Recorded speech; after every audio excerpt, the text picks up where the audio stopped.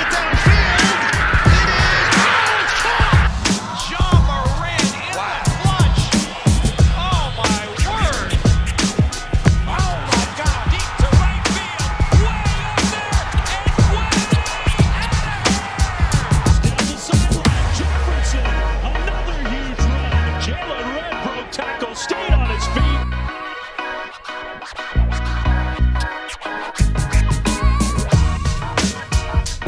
What's going on, everyone? Welcome back to another episode of Blake's Take. And the all-in mentality paid off for the Rams. With their backs against the wall, the Rams managed to find a way late to pull off a Super Bowl victory in their home stadium. It appeared as though the Rams had this thing in the bag, jumping out to a double-digit lead behind big plays out of two of the game's best playmakers in Odell Beckham Jr. and Cooper Kupp, who each were tearing it up in the first quarter. But we all know too well that the Bengals don't just roll over when they are facing a little bit of adversity.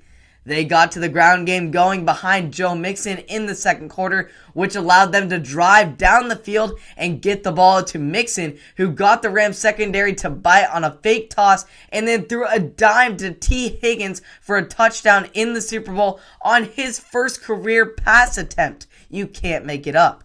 The Rams offense continued to keep moving strong, but then a big turning point came midway through the second quarter when OBJ, after having such an incredible start to his game, went down clutching that same knee that has haunted him throughout his career. This was a devastating loss for the Rams and completely shifted their game plan going into halftime.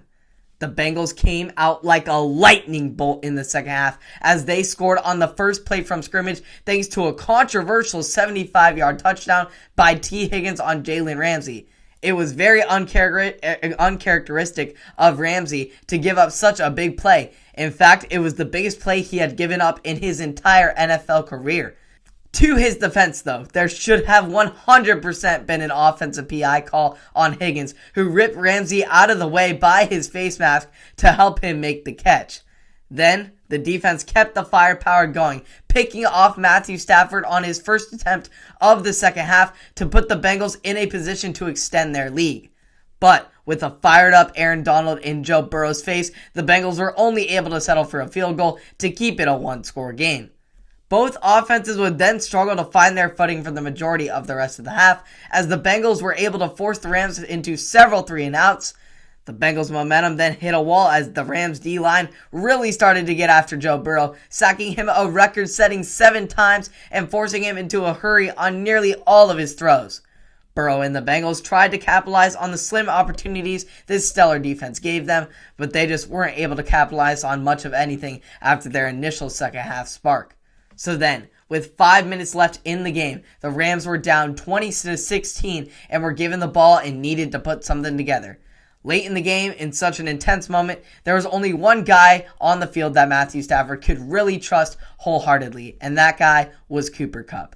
In true Hollywood fashion, Stafford and Kupp dazzled down the field on a long 15-play, 79-yard drive, connecting several times, including a huge back shoulder throw into the end zone for the go-ahead touchdown with just over a minute to go, putting the game in the hands of this team's leader in Aaron Donald and his outstanding defense.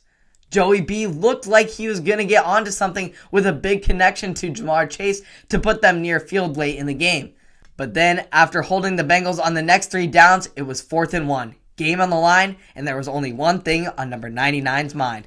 That Lombardi trophy. Donald stormed at Burrow like a bulldozer and wrapped him up to the ground while he flared the ball up in the air to secure the long-awaited championship and get the Rams a sweet victory after their loss just a few years ago to Tom Brady and the Pats back in Super Bowl 53. Rams get the second Lombardi in franchise history and their first in the city of Los Angeles.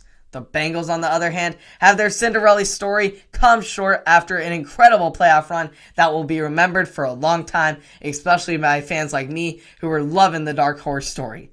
They are a young, bright, and up-and-coming team who is just in desperate need of an O-line help. They need to protect their franchise hero, Joe Burrow, from taking any more sacks. Because while he is young and tough and agile, but man, a guy can only take so many hits. So while I am sad to see these underdog Bengals come up short of their ultimate goal, the Rams' all-in mentality paid off and was well deserving of a championship. So after all the drama, nail-biting moments, and outstanding football games, this 2022 NFL season has come to a close with the Los Angeles Rams atop the mountain with the title of World Champions. I loved covering all the action this season, and I cannot wait to get after it come next fall. Until then, I will keep you up to date on all the offseason news and all the other action across the sports world here on Blake's Take on Apple Podcasts, Spotify, and or YouTube. I hope you all enjoyed. Subscribe and like to stay up to date, and I will see you all in the next one. Have a great day.